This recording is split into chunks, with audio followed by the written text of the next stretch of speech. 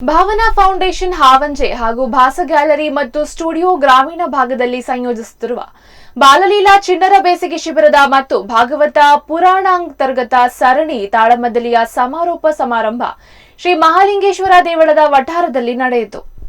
ಈ ಸಂದರ್ಭದಲ್ಲಿ ಕಲಾಸಿಂಧು ಪುರಸ್ಕಾರವನ್ನು ಸ್ವೀಕರಿಸಿದ ಬಹುಶ್ರುತ ವಿದ್ವಾಂಸರಾದ ಡಾಕ್ಟರ್ ಪಾದೇಕಲ್ಲು ವಿಷ್ಣು ಭಟ್ಟರು ಹಿಂದಿನ ತಲೆಮಾರಿನ ಸಾಧನೆ ಮತ್ತು ಪರಿಶ್ರಮಗಳನ್ನು ಸೂಕ್ಷ್ಮವಾಗಿ ಅವಲೋಕಿಸಿದಾಗ ಅವರ ಬದುಕು ಮತ್ತು ಪ್ರೀತಿ ಇವೆರಡೂ ಅರಿವು ನಮಗಾಗುತ್ತದೆ ಎಂದು ಶಿಬಿರಾರ್ಥಿಗಳಿಗೆ ತಿಳಿ ಹೇಳುತ್ತಾ ಭಾವನಾ ಸಂಸ್ಥೆಯ ಹಲವಾರು ಕಲಾತ್ಮಕ ಚಟುವಟಿಕೆಗಳನ್ನು ಶ್ಲಾಘಿಸಿದರು. ಮುಖ್ಯ ಅತಿಥಿಗಳಾಗಿ ಸಂಸ್ಕೃತಿ ವಿಶ್ವ ಪ್ರತಿಷ್ಠಾನದ ಗೌರವಾಧ್ಯಕ್ಷರಾದ ಯು ವಿಶ್ವನಾಥ ಶೆಣೈಯವರು ತಾವು ನಡೆದು ಬಂದ ದಾರಿಯನ್ನ ಮಕ್ಕಳಿಗೆ ವಿವರಿಸುತ್ತಾ ಈ ತೆರನಾದ ಚಿಣ್ಣರ ಶಿಬಿರ ಹೀಗೆ ಮಕ್ಕಳ ಬದುಕನ್ನ ಹಸನಾಗುವಂತೆ ರೂಪಿಸಬಲ್ಲದು ಎಂಬುದಾಗಿ ವಿವರಿಸಿದರು.